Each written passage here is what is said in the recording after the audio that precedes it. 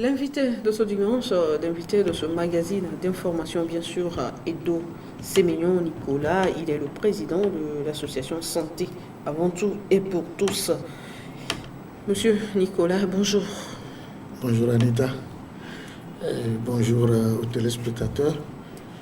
Et comme nous sommes au début de l'année, je voudrais profiter de l'occasion pour représenter mes vœux les meilleurs à votre rédaction. Merci. Et également aux lecteurs du journal Le Détective et également aux membres du mutuelle de santé Miprosi. Merci, le meilleur vœu à vous aussi. Je rappelle que l'association Santé avant tout et pour tous fait tout pour promouvoir et défendre le droit à la santé. Dites-nous, quand on parle de droit à la santé, c'est quoi exactement? On commence par... Oui, effectivement, le droit à la santé, c'est un droit au même titre que les droits politiques et civils. Vous-même, vous savez, notre Constitution a son article 34, ainsi que le Code de la santé, prévoit un certain nombre de choses. Quoi, par exemple? Par exemple, nous sommes curieux. Voilà, les citoyens, vous et moi, on doit avoir droit à un soin de santé de qualité, on doit avoir accès aux médicaments, l'État a l'obligation de garantir notre santé, tout ça là. Donc, c'est quelques... Maintenant, si on n'a pas accès aux médicaments, par exemple, on doit porter plainte contre l'État ou bien... on doit porter plainte... Devant qui? Devant comment on appelle, les juridictions. Oui, on doit porter plainte normalement, puisque l'État a failli. Je l'ai dit tantôt, j'ai cité, comme on appelle, l'article 34 de la Constitution, ainsi que la Déclaration universelle des droits de l'homme et d'autres conventions que l'État même a signées à l'international, bien sûr. Donc, l'État a l'obligation de nous garantir une santé de qualité. Donc, l'État ne peut pas, je sais pas, ce qui va l'amener à ne pas, comme on appelle, garantir la santé de ses concitoyens.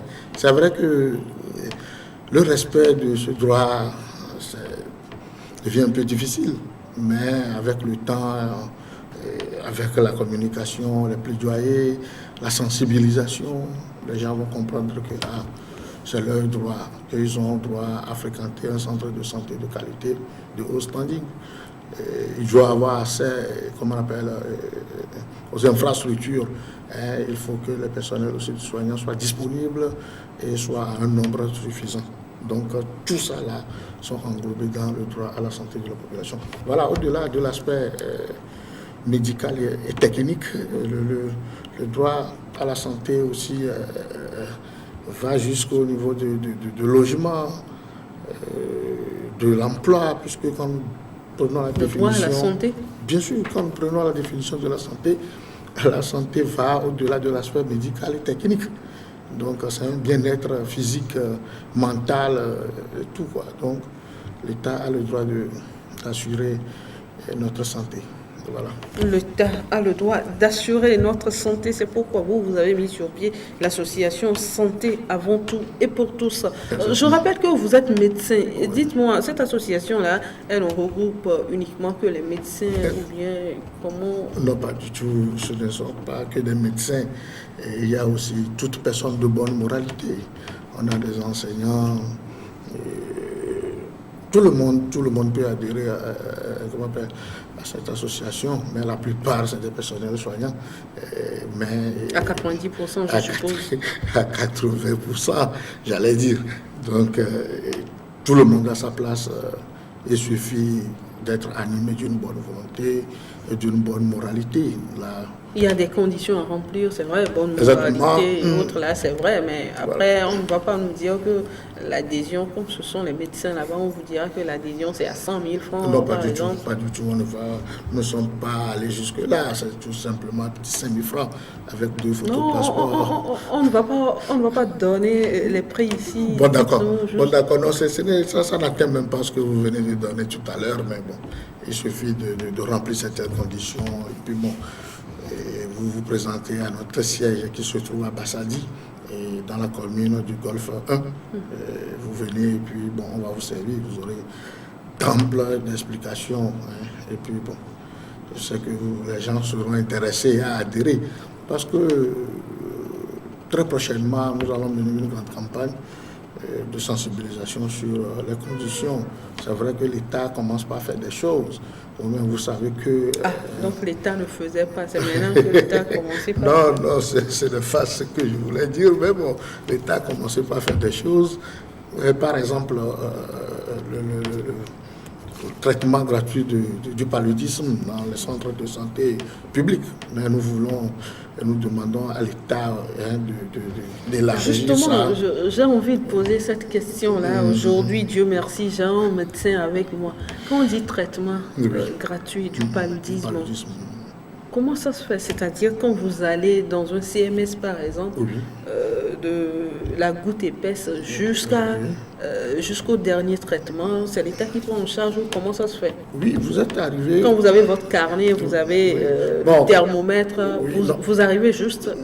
Mais vous savez qu'avant de rentrer dans un centre de santé pour solliciter le soin, il faut au moins payer un ticket modérateur à un prix qui varie selon les centres. Quand on dit que c'est gratuit? C'est pas gratuit. Tu sais pourquoi? Tu as un malaise, tu es arrivé dans un centre de santé. Du coup, on ne peut pas savoir ce que tu as. Là, tu paies le bon, on te consulte, on te demande des analyses biologiques, on fait des analyses. Voilà, ça révèle que tu as le paludisme. C'est en ce moment que l'État va prendre tout en charge jusqu'à ta guérison. Oui, c'est ce que je dis, de la goutte épaisse jusqu'au dernier traitement. Oui, mais il y a une nuance. Je dis, vous arrivez dans un centre de santé, vous ne pouvez pas dire d'emblée que vous avez le paludisme. On ne le sait pas. Oui, je sais. Vous rentrez, j'ai dit que l'accès à un centre de santé... Oui, on sait quand vous allez au CMS, si vous n'avez pas de carnet, vous achetez votre carnet. Vous achetez le carnet, vous payez un ticket modérateur. Et maintenant, après les analyses... Après les analyses, ça se révèle que vous avez le paludisme. Là, l'État prend tout en charge. Est-ce que c'est pris en compte dans tous les centres de santé? Vous avez Public, mené... si. Oui. Normal. C'est pourquoi j'ai parlé de CMS. Voilà, c'est ce que l'État a dit. C'est que les gens n'ont pas assez d'informations sur ça. Donc, c'est ce que aujourd'hui, nous faisons. Vous êtes avec... Voilà, c'est ce que nous faisons. Notre association va faire d'ailleurs très récemment, prochainement, avec la mutuelle de santé Miprosi, sensibiliser les gens, informer les gens sur ces mesures que l'État a prises. Donc, nous allons expliquer aux gens que aujourd'hui, quand vous êtes malade et que ça révèle que vous avez le paludisme, l'État vous prend en charge, que c'est comme ça, vous n'allez pas dépenser.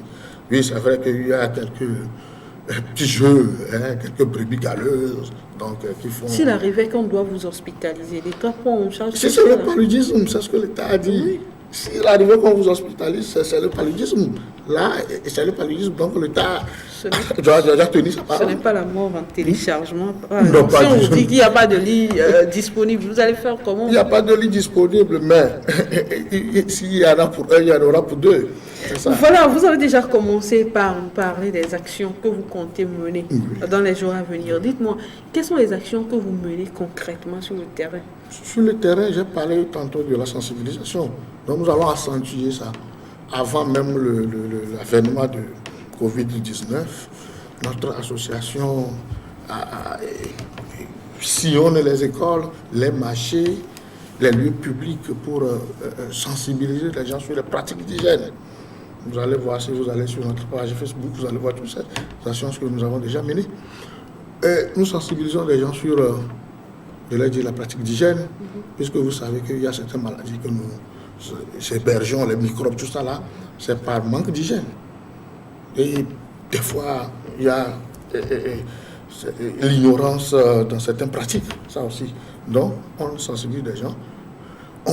On fait des débats, des discussions sur des thématiques données qui concernent certaines maladies qu'on peut facilement éviter. Donc on parle de tout ça là.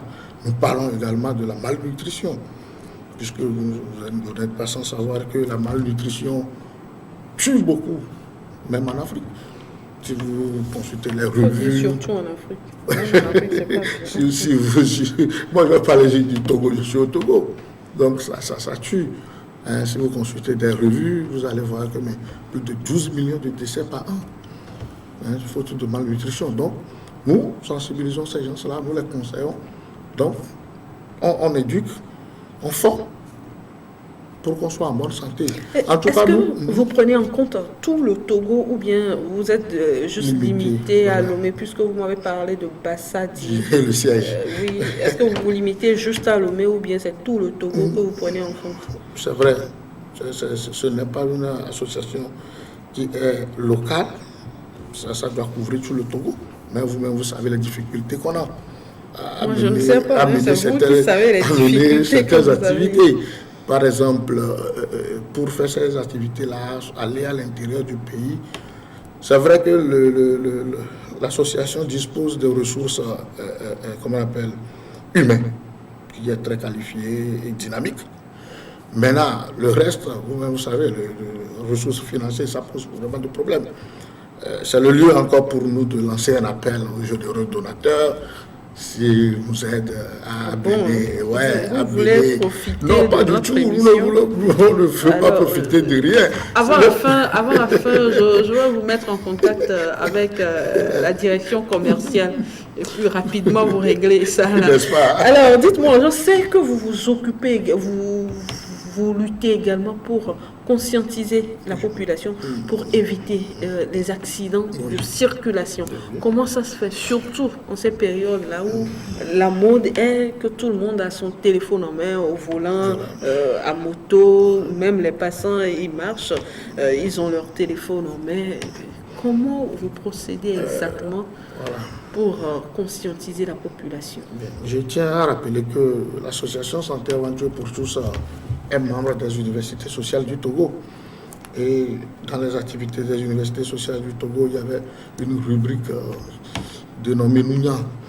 Et dans cette rubrique-là, on touchait les problèmes de la société, y compris les accidents de la route.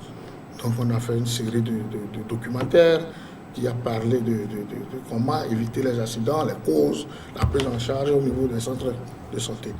Donc on a déjà fait un travail dans ce sens. Maintenant, ceux qui on a sous la main, ceux qui sont proches de nous, à côté de nous, on les sensibilise, puisque au début de la crise à Covid-19, nous sommes allés remettre des dispositifs de lave-mains et gel aux conducteurs de taxi-moto et de taxi. On leur a dit, l'accident c'est trop, bon voilà, on les a déjà sensibilisés et conscientisés. Et même ils font l'ampleur comment on appelle, de l'accident. Maintenant, nous voulons encore accentuer ça. C'est vrai que l'État a demandé à ce que les conducteurs, les motocyclistes puissent avoir le permis de conduire. Là, nous voulons mener une action, montrer aussi le coût de l'accident, l'incident sur l'économie, d'abord personnelle, et sur la famille.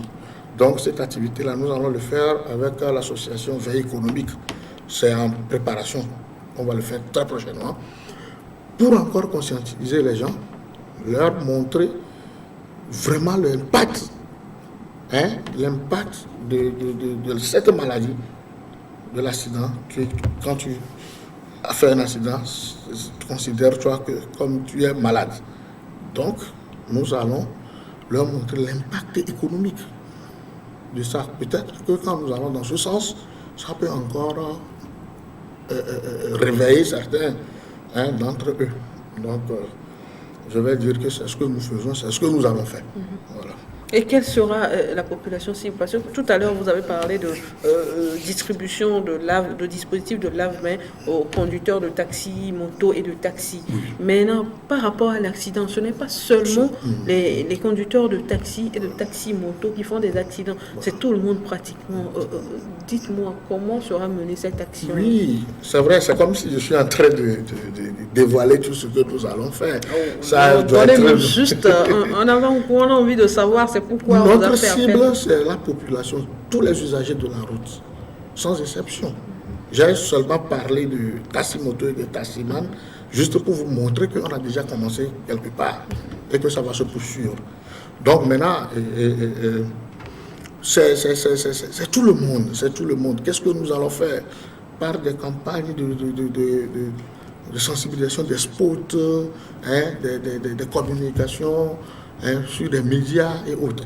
Donc je sais que si nous avons commencé cela avec ce que j'ai dit tout à l'heure, avec des chiffres précis, si tu es, comment on appelle, un accidenté, tu es sur place, avec tout ce que ça engendre, tout ce que ça, comment on appelle, tout ce que ça engendre comme dépenses. Dépenses, impact, tu vois.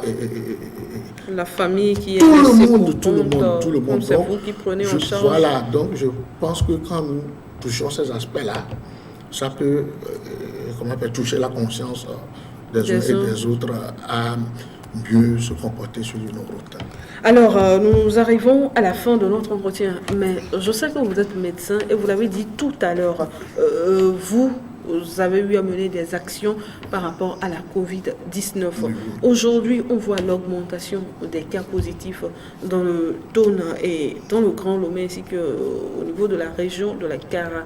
Quel mot vous avez à l'endroit de la population? Ne serait-ce que les conscientiser un peu? Quand c'est un médecin, ça passe mieux. Oui, ok. Ce que moi j'ai à dire à nos concitoyens, c'est de respecter les mesures barrières. C'est vrai, il y a une distance entre vous et moi.